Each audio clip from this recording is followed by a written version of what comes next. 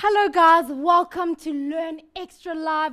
It's Tuesday, no, it's not Tuesday, is it? Wednesday. Already. Guys, it's Wednesday. Move on with the times, Katla. It's Wednesday and it's life science, guys. What an awesome Wednesday. I love life science and today we have you again. How are you again? Good news, Katleko. Good. What are we going to be doing today? Well, today we're looking at the human skeleton. And we're going to look at the different parts of the body, the skeletal, and we're going to look at some other skeletons as well. Awesome. And we're going to try and compare them and see why we're different and yet are quite similar. Quite the same as well. That sounds really exciting. Of course, you guys know all about Learn Extra Live and you know that it's such an awesome show. We have an awesome jam-packed show. In fact, today, the grade 12 show will be extended by 30 minutes, guys. That means from 7 to 7:30, you will get more fun. This is not for just grade 12s, just by the way. This is for you grade 10s and also grade 11s and also your moms, your dads, your sisters, your brothers, your cats, your dogs, your grannies, your uncles,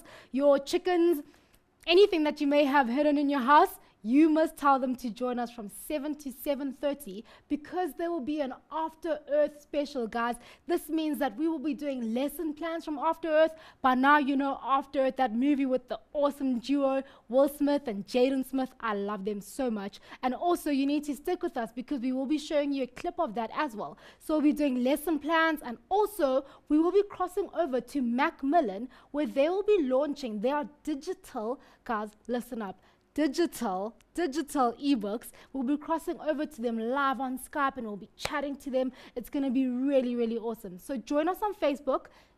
This is where you can keep updated, up to scratch, where you can get fast links for your notes, anything that you need, guys. You need to jump over to Facebook or Twitter and I'll be updating you. That means that you guys need to pay me back by actually asking questions. Anything that you may need, guys, on the human skeleton, After Earth, anything, I am here for you all the way. Over to you again. Thanks, Katleko. So, folks, welcome again to Wednesday's edition of Life Sciences, grade 10s. Let's look at what we've done in the last week. So last week we looked at the parts with different types of skeletons. We looked at endoskeletons, we looked at exoskeletons, and we looked at the hydrostatic skeletons. And I did mention that today we're going to look at the human skeleton, and that's exactly what we're going to do. We're going to look at the structure of the human skeleton, we're going to look at the different parts, and we're also going to look at some other skeleton types, and maybe not entire skeletons, but we're going to look at parts of them, and we're going to look at similarities between them and the structure for human skeleton. So let's get busy with the lesson. So when we look at this lesson, we're going to discuss important terminology, and as I always say, terminology is very important. We're also going to look at the axial and the appendicular skeleton. We're going to look at how the skeleton is divided into the axis and the appendages that are attached onto the axis.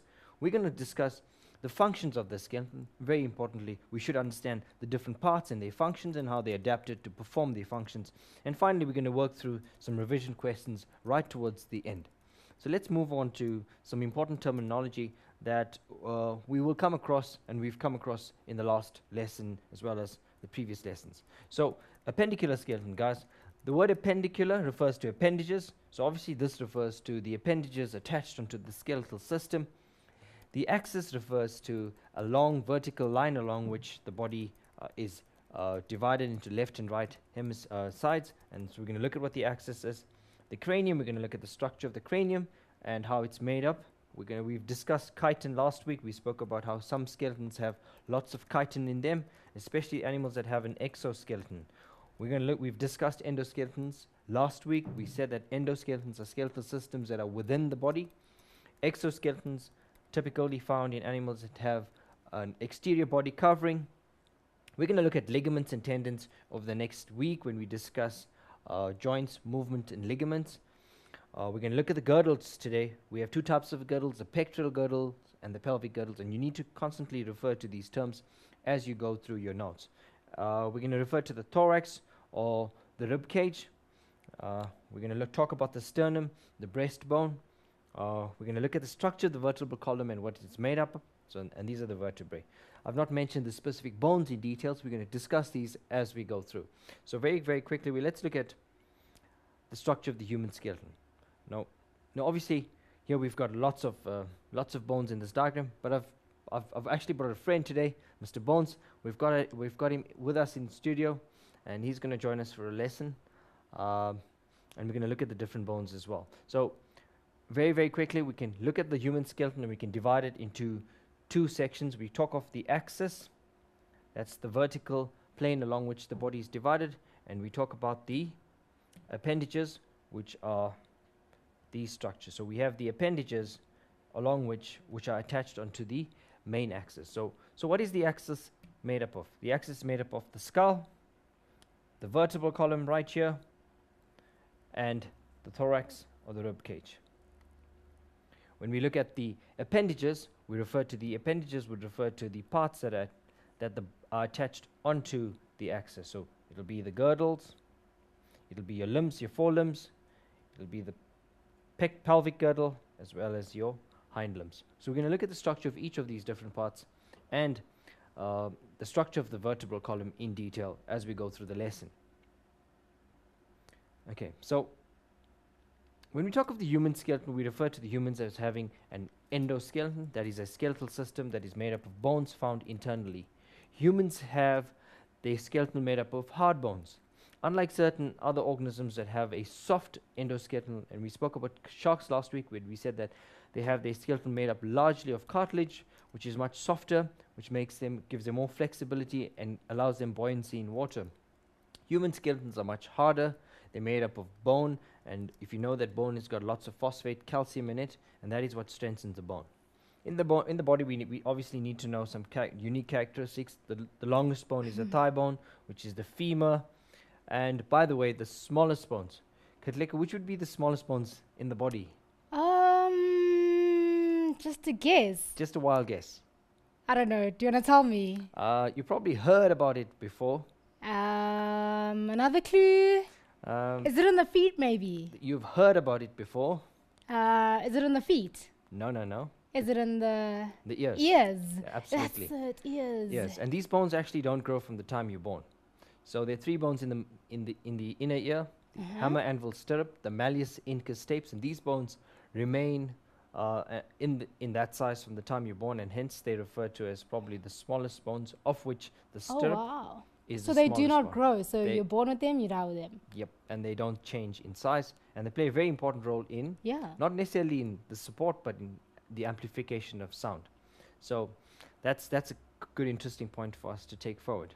Most mammals move on four legs, so we refer to them as quadrupeds. Humans are bipedal. Bipedal would basically refer to any organism that stands on 2 feet upright. And this transition from being quadrupeds to bipedal is very important.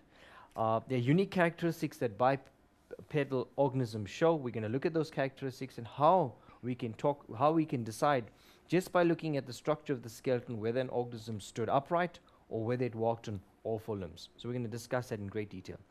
Bipedal simply means they stand upright on 2 legs, and they have these 2 legs that they use for locomotion, which frees up their upper arms so that they freely can use these arms either to carry things, to swing on branches, to be able to lift, or to be able to manipulate the food that they eat. So it's very important to be able to make the call and see the difference between an organism standing on 2 feet as compared to an organism that walks on all 4. Very, very quickly, we spoke about this early on. The human skeleton consists of 2 parts. It's the axial skeleton and the appendicular skeleton. When we talk about the axial skeleton, it's made up of the skull, the vertebral column, and the rib cage. So we can look at the structure of the skull, the vertebral column, and the rib cage. We're also going to look at the appendages, and obviously that forms part of the appendicular skeleton. The appendages simply means parts that are attached onto the axial skeleton. And if we look at those parts, it would refer to the girdles, and we have 2 girdles. We have the pectoral girdle, so your shoulders, as well as your pelvic girdles, which are your hips. And we're going to look at the bones of the arms and the legs, or the forearms and the legs. So we're going to look at that in a bit of detail in a little while. Okay. So when we talk of the axial skeleton, we basically refer to the longitudinal line along which the body is divided into left and right halves. We can look at the skull, vertebral column, and the rib cage. Let's very quickly look at the skull. We're going to do a bit of theory before we actually look at some skulls and look at the structure of these skulls in detail. Okay, so I'm going to go through very quickly to an actual diagram. So when we look at the skull, We have the cranium. I'm going to change my color here for you guys so that it enhances your viewing. So we have the cranium, which is made up of 8 bones, initially are movable, that eventually fuse together and form a solid structure. And this is what we call the brain, the cap that covers the brain case, the cranial cap. And obviously these are movable initially, but we'll chat about why they're movable and how that's possible.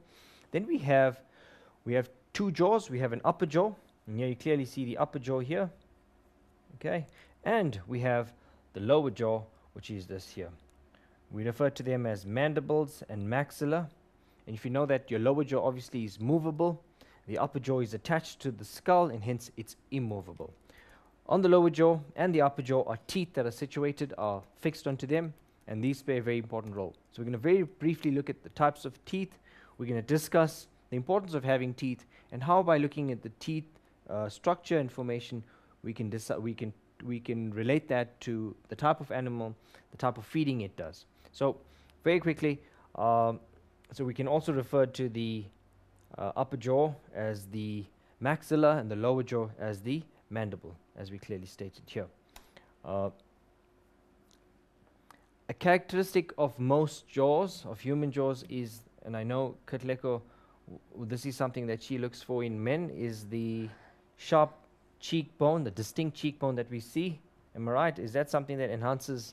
Well, isn't that just in anyone, not just men? But I think it's more prominent in men. Oh, so you see this distinct cheekbone here, yes. and that cheekbone is called the zygomatic arch. Okay. And it's very important as a grade 10 learner to understand the zygomatic arch and its importance, and why it's not as pronounced in humans as it is in some other animals. So obviously the zygomatic arch is a prominent bone in the skull, and it is there predominantly for the attachment of the jaw muscles. So the jaw muscles attach onto that, and often when you chew, you feel your muscles aching, and that's because the muscles are actually attached onto the zygomatic arch. So we've got to remember the term zygomatic arch, and this is a bone that actually is important in terms of providing support for the attachment of the strong jaw muscles. Very important, very distinct in animals that are predators, that actually have strong lower jaws that can crush their prey. So we're going to look at that structure in detail, especially in grade 12.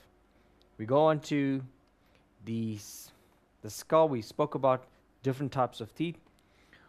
We've got basically 3 different types of teeth: incisors, canines, your molars, and your premolars, which are classified into one group. Now obviously your incisors are the ones that we clearly see. The ones are right in the front, that are used for biting off small pieces of food, and that's what we use to bite off. Then we have the canines, the ones that stick out on the side, and these are used to tear and to bite food. So this is often what you see when a dog chases you. You see the canines coming out clearly, and that's obviously an indication of the teeth that it will use to bite and to tear its meat. Likewise with other predatory animals. If we look at the premolars and molars, we're going to look at the lower jaw and upper jaws of a ox, and we're going to see how distinct these bones are. They play a very important role in grinding food. Remember that these would be the predominant bones or teeth in animals that are herbivores, that chew lots of their food. So we have all these teeth, but we have our canines are not as developed as, or not as pronounced or prominent as an animal that is a predator. We've got premolars and molars, which are very strong and clearly distinct from other teeth, and that's because we spend lots of time chewing and grinding our food before we that's physical digestion, before we actually swallow them, and for the chemical process of for chemical digestion. Our incisors play a very important role in us biting food. We'll see how the incisors in other animals play a very important role for their mode of nutrition and their habitat and lifestyle. The vertebral column, guys, very important, and often we're going to look at the structure of the vertebral column when we look at Mr. Bones, but I'm going to very quickly talk about the structure of it and its shape. When we look at the structure of the vertebral column, it starts off, it basically has, and I'm not too sure if you guys probably done this, but it's got 33 vertebrae. And if we look at this, we can divide it into 5 regions.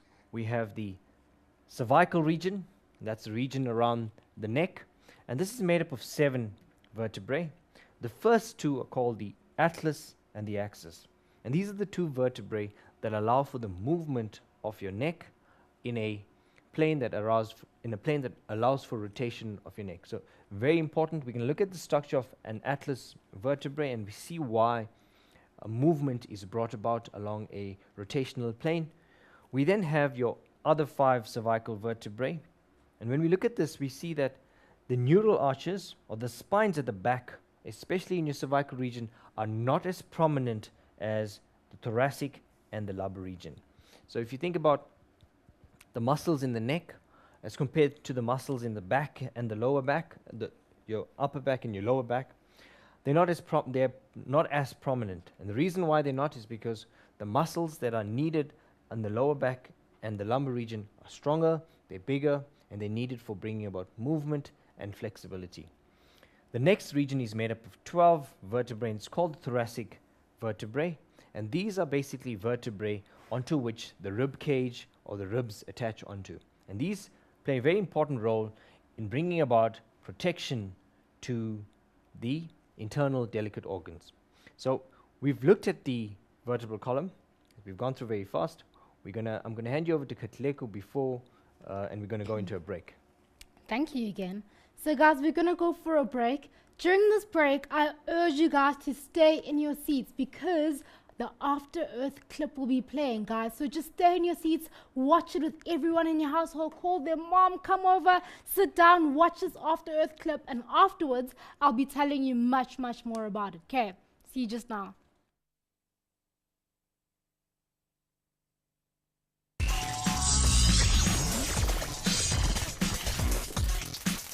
Welcome back, guys. Of course, you saw William Smith and Jaden Smith. Aren't they really, really awesome? You guys, really, we need to look after this earth. And also, we need to win tickets so that we can go watch this movie, so that we can see how we look after this earth, or what will happen if we don't look after this earth. So, you guys know the competition that is on right now, that you stand a chance to win 2 double tickets, guys.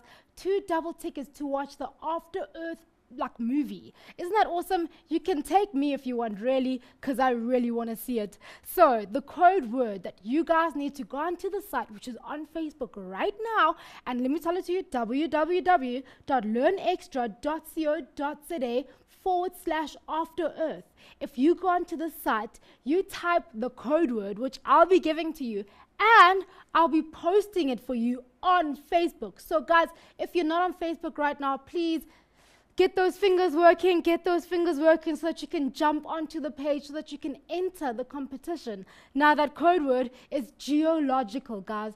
Geological. This can get you, guys, don't you want to really go watch this movie? I wouldn't mind, huh? If I get really tickets, wanna- I'm gonna go. I'm going to go as well, especially if you guys invite me, then I'm definitely going to go. So you guys have the code word. You guys know where to enter that competition. Jump on and enter it right now as we speak, guys. Over to you again. Thanks, Katleko. Guys, I'm sure it's gonna be an awesome movie, and I believe you're gonna enjoy it. It's also gonna be relative, especially for your grade 10 year, especially when you get towards the end of the year, when we talk about ecosystems, biodiversity, the effect that humans have had on the earth. I think you're going to be able to relate to that movie and be able to see the importance of looking after earth. So before we went on to the break, we were looking at the vertebral column. We spoke about the thoracic vertebrae. To now we can just look at the other areas. We've got 5 lumbar vertebrae, and these are probably the strongest vertebrae along the vertebral column. If you look at this region, guys, they're prominent, very prominent vertebrae. They have a large centrum. We're going to look at the centrum in a little while. The last 2 regions are called the sacral and the coccyx, or the coccygeal region. Basically, the sacral are the last bones that are 5 bones that are fused together, and that forms the tail. And we have the coccyx, which basically are the last 4 bones which actually end in the pubic region. So we're going to move on to we're going to look at the rib cage in detail.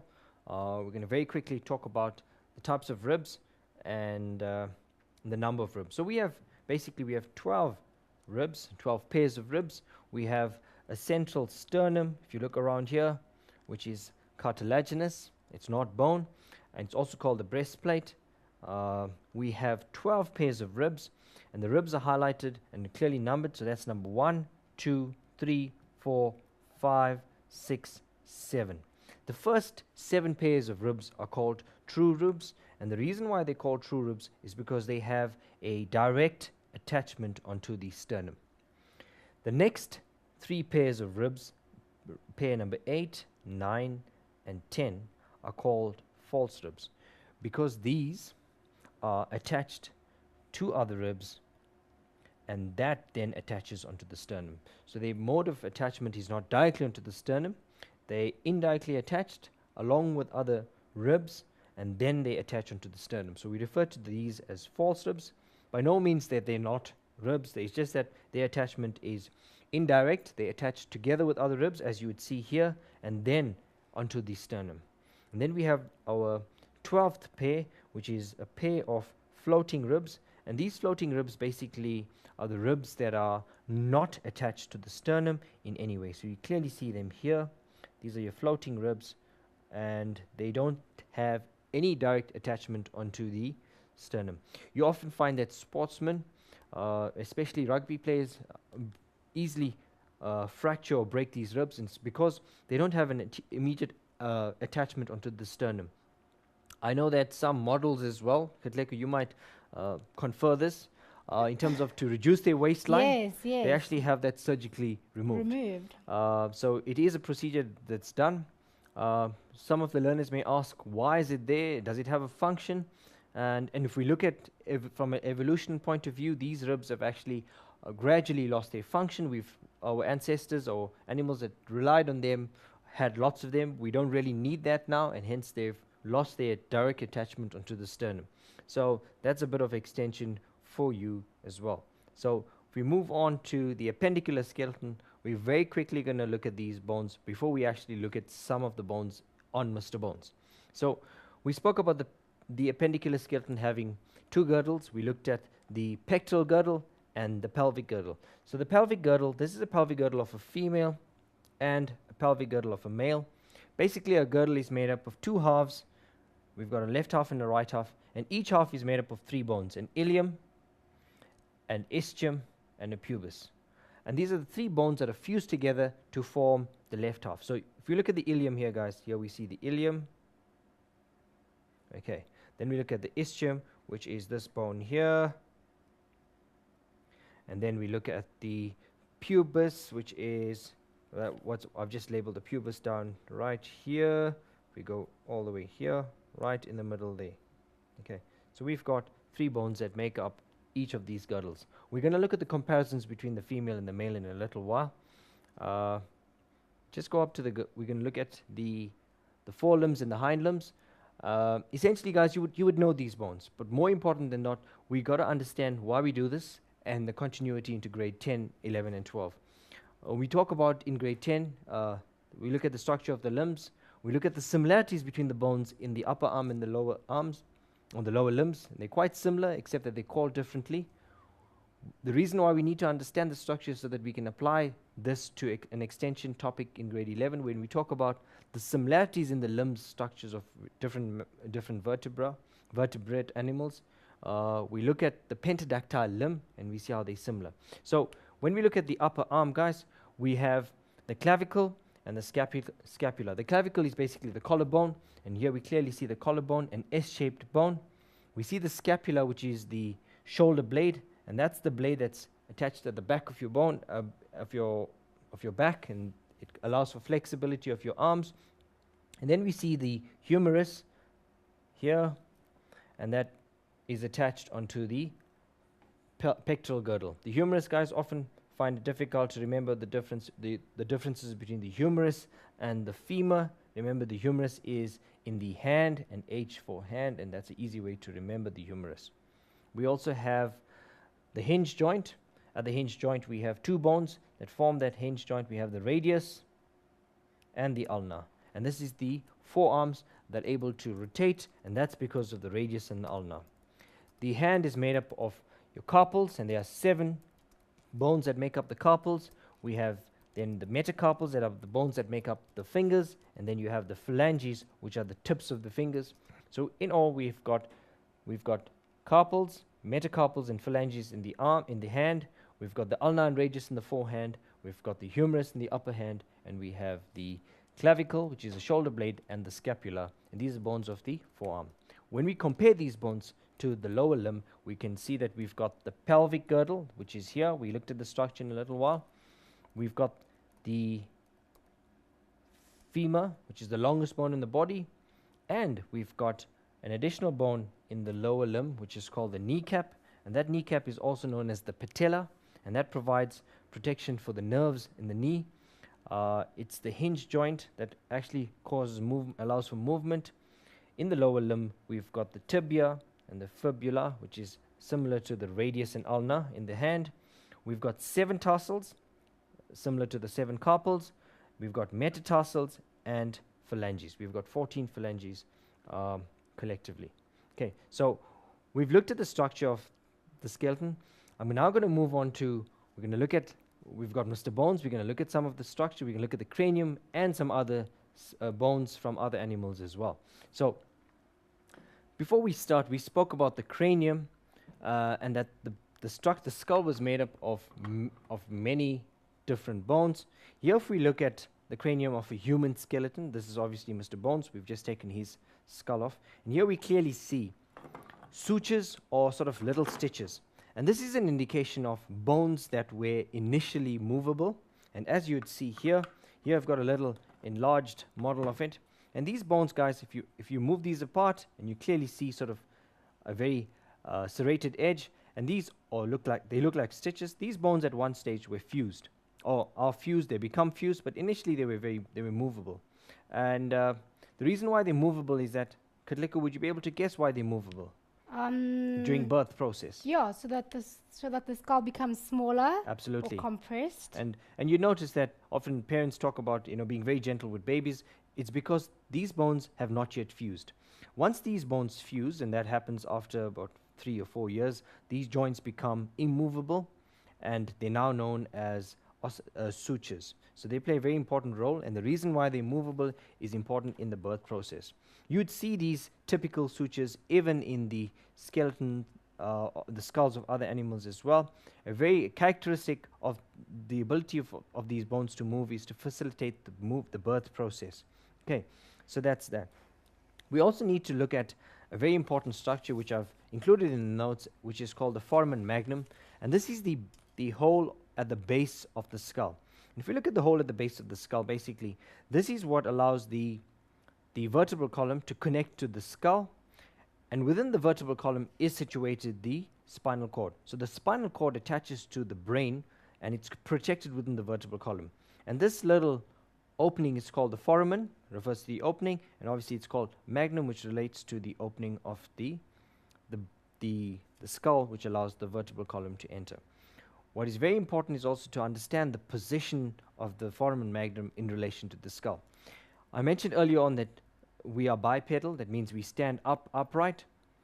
The position of this foramen magnum is a significant movement, a significant characteristic of human skeletons or animals that stand upright. By looking at the position of this, we can tell whether the animal was bipedal or walked occasionally bipedal or was on all four. Now, I've got also the skull of, let's see, we've got the skull of, let's see, I'm going to try and see something that's a bit more clear. This is of an otter, and here you see, okay, we're going to look at the structure, but you look at the foramen magnum. This is at the this is at the back of the skull. If you compare that to the human skull, okay, I'm very quickly going to grab this. If we're going to compare the positions of, here we've got it at the base, and here we've got it at the back of the head. This will clearly indicate that this animal had the vertebral column running along a horizontal axis, and hence the opening at the back of the brain. And this will tell you that at the base, the organism stood upright. It's very important for you to be able to make that decision or look at the structure to be able to make that conclusion. And we will use this characteristic as we get into grade 10, 11, and 12, when we understand how organisms move from being walking on all four to becoming occasionally bipedal to being totally bipedal. So very important characteristic of the foramen magnum. Another characteristic we spoke about is the zygomatic arch. If we look at the zygomatic arch, basically the cheekbone, we see it's not as prominent as in some other animals. Here we've got a replica of a fossil of, this is Homo habilis, and here you clearly see very, very prominent zygomatic arches. Now, just by looking at the zygomatic arch, guys, if you compare the two, obviously there's a size difference, but in terms of it being more pronounced, you can clearly see a very pronounced zygomatic arch. And that actually tells us that this specimen, this form of ancestral Homo habilis relied or ate a lot of meat. It relied on its strong jaws, and it needed the attachment of strong muscles to be able to crush and process its food. So a distinct feature of animals showing the development of the lower jaw would be the presence of a pronounced zygomatic arch. We also see the raised eyebrow ridges, which we talk about in greater detail in grade 12. Okay, we spoke about the types of teeth. Here, if we looked at, here you see in the otter, we're seeing very pronounced, these are your incisors, the teeth that are used for biting, and you know that otters tend to bite, and they would, and that's very important for them. But if you look at the molars and premolars, so these are much less pronounced, and obviously they need to have, they need to be able to chew and process their food. So if you compare them to their incisors, they rely on the incisors for being able to bite, and they chew with their molars and premolars. If we compare that to the ox, which is very, very, very big, we see that you don't clearly see, the incisors obviously have fallen off, but you see distinct molars and premolars. And the reason why they're bigger, and obviously because they spend lots of time chewing their food, you see that these bones are much more pronounced. They're more distinct as compared to your, these are your canines, and I'm not too sure if you're going to go and stand next to a cow and obviously entice it to bite you. It's not, because these bones are not going to be of any use to them. But definitely they play a very important role in chewing. Okay. We also spoke about the vertebral column.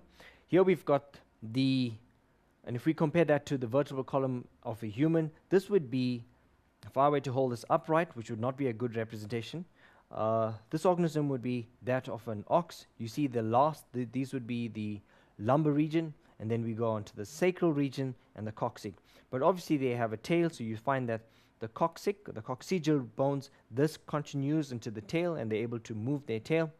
And here you see, we call this the neural spine, and we refer to these as the transverse processes. And these transverse processes are obviously there for the attachment of the muscles. The neural arch is there for the attachment of the muscles onto the backbone. What you see here is the opening, and the opening through which the spinal cord runs. So the spine runs through the spinal opening, and it is protected within that cavity. We also see, I've got another vertebrae, and here you can clearly see the transverse processes. And the body of the vertebrae is called the centrum, and it is the strength, it is the solid part of this that actually supports the weight of the animal. So the lumbar vertebrae in humans have a pronounced, bigger centrum, and that's because they support the mass of the body. We also see distinct processes for the attachment of the muscles in the ribs. Here we see the neural arch. And if we compare that to the animals like dinosaurs that have a distinct neural arch, and that was for the attachment of strong muscles in the back. We don't really need that. It also offered them added support and protection in their back. Here we see articular facets, and by that I mean surfaces which articulate with vertebrae that are in front and at the back. So these are facets onto which the vertebrae attach, and they're able to bring about movement. Between the vertebrae are intervertebral discs, guys, and these play a very important role in bringing about movement as well as absorbing the shock from mechanical movement. So that's a typical vertebrae that we would see in a larger vertebrate. Here I've got a vertebrae, and I spoke about the atlas. And if we look at the atlas, guys, no distinct neural spine. And the reason why it's not distinct is because we can clearly rotate our necks, and that's because of a lack of that. The transverse processes are less pronounced. We have a larger opening, a foramen, and that's for the passage of the spinal cord through it. So these are the two, well, this is one of them. We have the atlas and the axis that collectively bring about the rotation of the neck. Let's see. We also have in front of me is I've got the last two regions of the vertebral column. We call that the sacral region and the coccyx. And lots of my learners ask me, so but why are these bones fused? Is that an indication that we once had a tail? And that's a possibility that we can infer based on the transitions and some similarities we see in other vertebrates. So obviously these bones have been fused, so which at one stage were a tail, which we've lost the function of. They've become fused together, and so these are the 5 sacral, and you've got the 4 coccyx bones in the coccygeal region. No neural spines, and obviously that's because we don't have predominant muscles that need to move the tail as such. Let's see.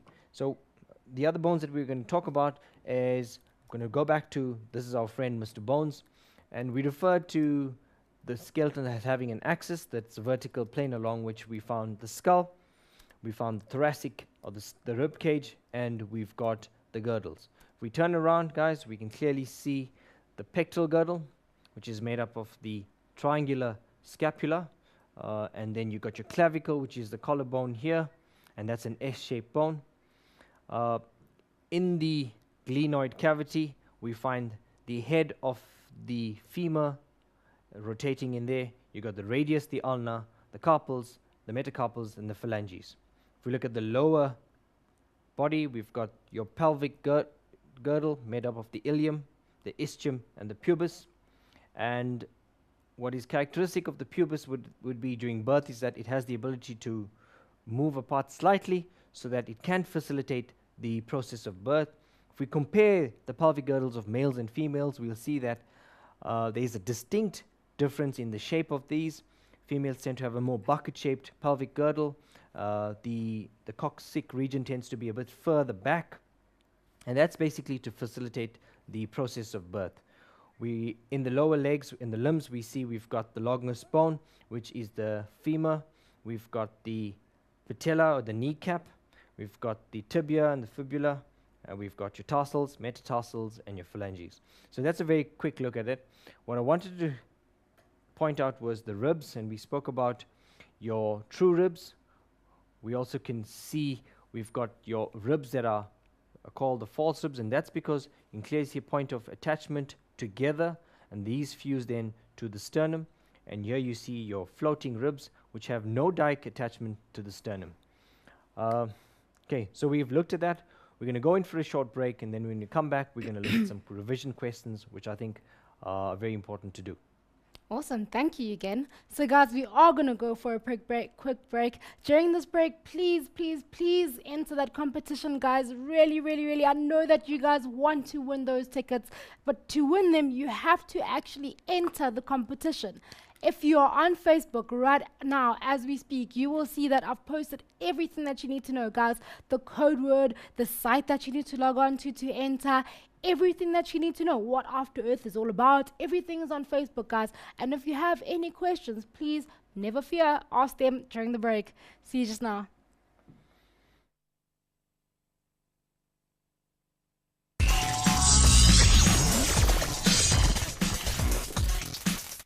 Welcome back, guys. As you know, we are doing life science, and today we're talking about the human skeleton. I also want to tell you guys about the career Indaba that's going to be happening from the 20th to the 22nd of June. This is going to be happening at the Sandton Convention Center. What you guys need to do is that you need to register on www.careerindaba.co.za so that you can attend. When you attend, you can actually be at 60, guys, over 60 workshops that are going to be happening at the Sandton Convention Center on that day. Also, we're going to be there, Mindset's going to be there, so make sure that you come over there and you meet the rest of your team. I know we are your team because we like being here for you, and we're here for you days and days of the week. We're here doing life science and every other show. So you better make sure that you are there to attend all 60 workshops if you can. And we're going to be there to actually meet you and congratulate you if you've done so. Over to you again. Thanks, Katlego. So guys, before we went into the break, we spoke about the distinct shapes between the male girdle and the female girdle. So here we've got two girdles. We're looking at them clearly marked male and female. And often you find that pathology or forensic scientists, when they do come across bodies that have been burnt or mutilated or that have been excavated, it's very difficult for them to be able to tell if it's male or female, so they rely on basically looking at the proportions of the girdles, they're looking at body structure. But if we looked at comparatively between two, we can clearly see there's distinct differences between the shapes of these girdles. So when we look at a female girdle and compare that to a male girdle, we can clearly see that they have a larger, more bucket-shaped ilium, and that's obviously to be able to support the weight of the body, and especially so that because of the birth process and females being able to reproduce and support the weight of their body, they have historically through evolution been able to support that weight by having a broader hip region or pelvic region. We also see the size of the birth canal and compare that to the male. It's much narrower in the male, and that's obviously here to facilitate the birth process. If we look at the size of if we look at the pubic arch here, and we clearly see a less pronounced arch in females, and if we compare that to males, a very distinct pubic or pelvic arch in the pubic region. Let's go on to some functions of the human skeleton. Okay, so, and we got to sort of be able to know at least 4 or 5 of these, which could come in a typical question. So, first of all, we need a skeleton for movement, and that is brought about by bones and muscles, which actually bring about locomotion.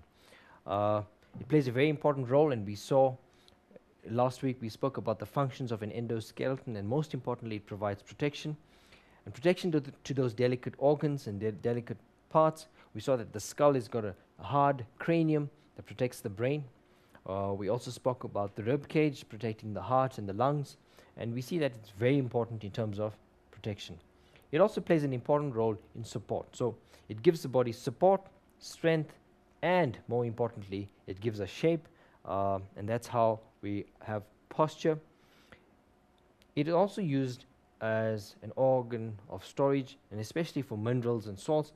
For mineral salts, you find that many animals rely on their bone structure to supplement their body for vitamins, minerals as well. Hearing. If we look at the human ear, we see that the smallest bones are found in the ear, and these play a very important role, not necessarily for support, but I spoke about this in terms of amplification of sound. We saw that the ossicles of the middle here, the hammer, anvil, and stirrup, play a very important role in terms of amplifying sound. Formation. It is also a site for the formation of red blood cells. Most importantly, we're going to look at the structure of a bone, a cross-section of a bone, and longitudinal section of a bone next week, and we're going to look at the bone marrow. We've done this in connective tissue. We looked at the structure of bone, and we saw that bone marrow basically is the center or site for the production of new cells, and so we're going to look at, very importantly, the structure of the long bone. Let's look at some revision questions, and that's very important for you to be able to revise. So I've put in some questions based on connective tissue, animal tissues as well.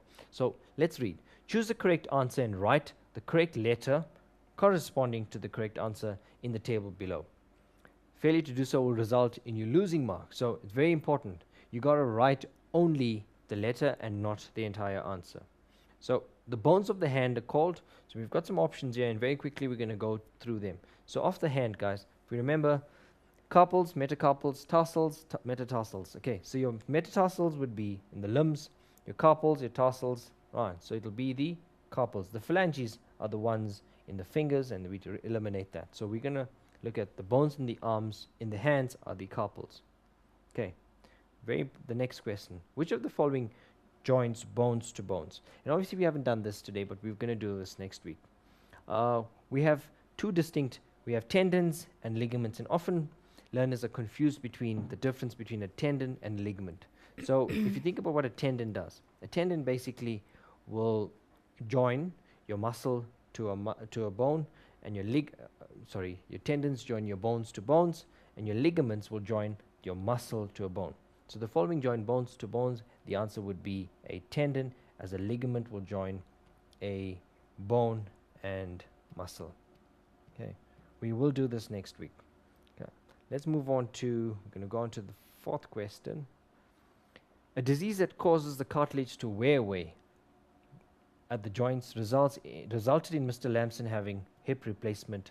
So I have a colleague of mine who actually went in for hip replacement last week and last year, and this is exactly what they did for him. So they actually have replaced, they've put in a metal pin in here which replaced the epiphysis of the femur, and that you can clearly see it's screwed onto the acetabulum. It's the glenoid cavity in which this fits in. So the question is, let's see, the disease that causes this cartilage to wear off. So is it osteoporosis, arthritis, old age, or osteoarthritis? Now, Mr. Lamson's quite old, but I don't think it's old age. It's something that can happen even to people in their late 40s as well. So I wouldn't regard that as being old. So that's an example of osteoporosis. So, and he had a surgery done, and obviously he's recovered from it. And it's amazing how surgery of this nature can replace damaged tissue and even bone. Okay, so we're going to very quickly look at some multiple choice questions before we wrap up. Okay, so let's see, a skeleton made up of fluid-filled cavity, and we did this last week, and that'll be a hydrostatic skeleton. The skeleton that consists of two girdles and their associated limbs. So we know that we've done that today, and that'll be an endoskeleton. Okay, a disease caused by a lack of vitamin D, and that we just discussed, so that'll be osteoporosis. Okay, osteoporosis. Okay, the next question, the vertebrae found in the upper back. So the upper back will be the lumbar regions. Okay, the head of the long bone, guys, and we call that the head of the long bone is called the epiphysis. Epiphysis. The type of joint that is unable to move, a type of joint, so these would be the sutures, and these would be found in the cranium. So these are immovable joints, the sutures of the cranium. The end of the muscle that is attached to the point that can move, and that's called the, well, when we do this, it's called the it's called the point of insertion. Okay, so it's called the point of insertion. Okay, a medical doctor who specializes in the injuries of the skeleton. Not too sure if you guys know, they're different specialists, and so obviously that's an orthopedic surgeon, and he will specialize in that. Okay, so let's move on to a question that relates to what we're doing now. In the space below, draw a table that compares the advantages of an exoskeleton and an endoskeleton. You need to give two advantages of this. So it's a tabulation, guys. We've done this last week. You should be able to put this together and tabulate the differences, looking at the advantages of the exoskeleton and comparing them to the endoskeleton. And I've obviously got another question here at the end, which I want you guys to do. Download these notes and refer to them. They're quite excellent revision questions to work with.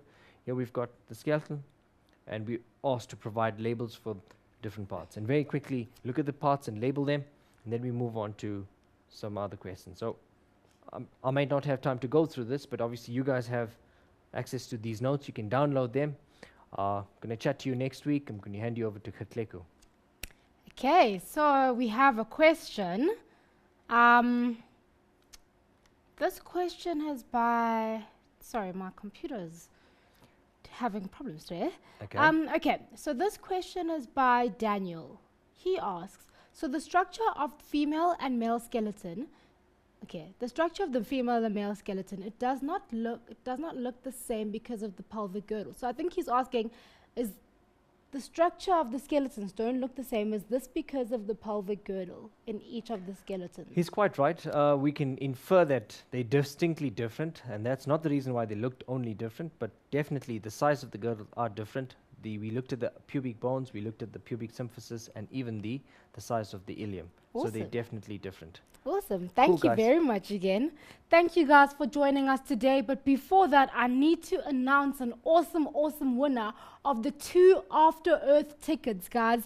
This winner is Silo Kobo. Silo Kobo, I hope you're watching because you've just won 2 tickets to go see After Earth. I'm so excited for you. I hope that you really enjoy it. From us at Mindset today, guys, we wish you all the best. Keep learning hard, keep studying hard, learn more, learn extra. Remember that always. See you guys next time. Remember to join us at 7 for more Learn Extra. Cheers, guys.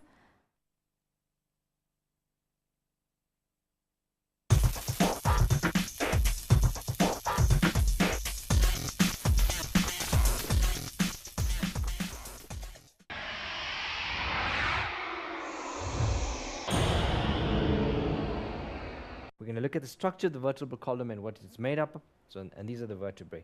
I've not mentioned the specific bones in details. We're going to discuss these as we go through. So very quickly, let's look at the structure of the human skeleton.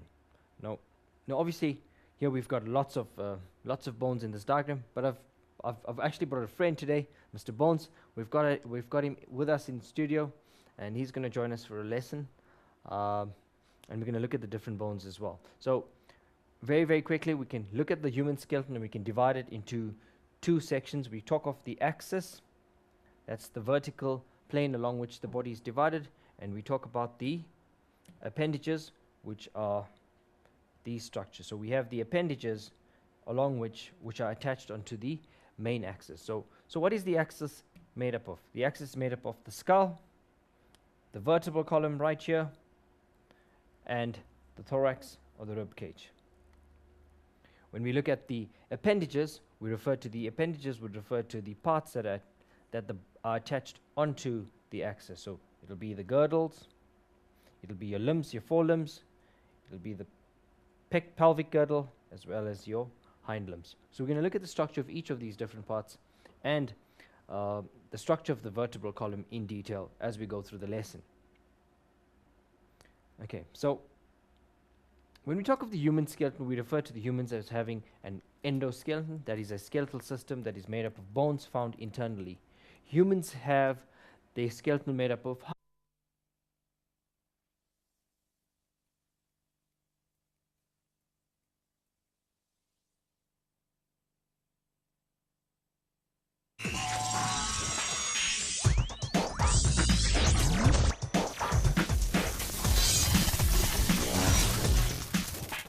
Hello guys, welcome to Learn Extra Live. It's Tuesday, so no, it's not Tuesday, is it? Wednesday. Already, guys, it's Wednesday. Move on with the times, Katao. It's Wednesday and it's life science, guys. What an awesome Wednesday. I love life science, and today we have you again. How are you again? Good news, Katleko. Good. What are we going to be doing today? Well, today we're looking at the human skeleton, and we're going to look at the different parts of the body, the skeletal, and we're going to look at some other skeletons as well. Awesome. And we're going to try and compare them and see why we're different and yet are quite similar. Quite the same as yeah. well. That sounds really exciting. Of course, you guys know all about Learn Extra Live, and you know that it's such an awesome show. We have an awesome jam-packed show. In fact, today, the grade 12 show will be extended by 30 minutes, guys. That means from 7 to 7:30, you will get more fun. This is not for just grade 12s, just by the way. This is for you grade 10s and also grade 11s and also your moms, your dads, your sisters, your brothers, your cats, your dogs, your grannies, your uncles, your chickens, anything that you may have hidden in your house. You must tell them to join us from 7 to 7:30 because there will be an After Earth special, guys. This means that we will be doing lesson plans from After Earth. By now, you know After Earth, that movie with the awesome duo, Will Smith and Jaden Smith. I love them so much. And also, you need to stick with us because we will be showing you a clip of that as well. So we'll be doing lesson plans, and also we will be crossing over to Macmillan where they will be launching their digital, guys, listen up, digital ebooks. We'll be crossing over to them live on Skype and we'll be chatting to them. It's going to be really, really awesome. So join us on Facebook. This is where you can keep updated, up to scratch, where you can get fast links for your notes, anything that you need. Guys, you need to jump over to Facebook or Twitter and I'll be updating you. That means that you guys need to pay me back by actually asking questions. Anything that you may need, guys, on the human skeleton, after Earth, anything, I am here for you all the way. Over to you again. Thanks, Katleko. So folks, welcome again to Wednesday's edition of Life Sciences, grade 10s. Let's look at what we've done in the last week. So last week we looked at the parts with different types of skeletons. We looked at endoskeletons, we looked at exoskeletons, and we looked at the hydrostatic skeletons. And I did mention that today we're going to look at the human skeleton, and that's exactly what we're going to do. We're going to look at the structure of the human skeleton, we're going to look at the different parts, and we're also going to look at some other skeleton types, and maybe not entire skeletons, but we're going to look at parts of them, and we're going to look at similarities between them and the structure for human skeleton. So let's get busy with the lesson. So when we look at this lesson, we're going to discuss important terminology, and as I always say, terminology is very important. We're also going to look at the axial and the appendicular skeleton. We're going to look at how the skeleton is divided into the axis and the appendages that are attached onto the axis. We're going to discuss the functions of the skeleton. Very importantly, we should understand the different parts and their functions and how they adapted to perform their functions. And finally, we're going to work through some revision questions right towards the end. So let's move on to some important terminology that we will come across, and we've come across in the last lesson as well as the previous lessons. So appendicular skeleton, guys. The word appendicular refers to appendages. So obviously this refers to the appendages attached onto the skeletal system. The axis refers to a long vertical line along which the body is divided into left and right sides, and so we're going to look at what the axis is. The cranium, we're going to look at the structure of the cranium and how it's made up. We've discussed chitin last week. We spoke about how some skeletons have lots of chitin in them, especially animals that have an exoskeleton. We've discussed endoskeletons last week. We said that endoskeletons are skeletal systems that are within the body. Exoskeletons typically found in animals that have an exterior body covering. We're going to look at ligaments and tendons over the next week when we discuss joints, movement, and ligaments. We're going to look at the girdles today. We have two types of girdles, the pectoral girdles and the pelvic girdles, and you need to constantly refer to these terms as you go through your notes. We're going to refer to the thorax or the rib cage. We're going to talk about the sternum, the breastbone, hard bones. Unlike certain other organisms that have a soft endoskeleton, and we spoke about sharks last week when we said that they have their skeleton made up largely of cartilage, which is much softer, which gives them more flexibility and allows them buoyancy in water. Human skeletons are much harder. They're made up of bone, and if you know that bone has got lots of phosphate, calcium in it, and that is what strengthens the bone. In the body, we obviously need to know some unique characteristics. The longest bone is the thigh bone, which is the femur. And by the way, the smallest bones. Katleka, which would be the smallest bones in the body? Just a guess. Just a wild guess. I don't know. Do you want to tell me? You probably heard about it before. Another clue? Is it on the feet, maybe? You've heard about it before. Is it on the feet? No. Is it on the ears? Ears. Yeah, absolutely. That's it, ears. Yes, and these bones actually don't grow from the time you're born. So there are three bones in the inner ear, the hammer, anvil, stirrup, the malleus, incus, stapes, and these bones remain in that size from the time you're born, and hence they refer to as probably the smallest bones, of which the stirrup is so the they do not bone. grow. So you're born with them, you die with them. Yep, and they don't change in size, and they play a very important role in not necessarily in the support, but in the amplification of sound.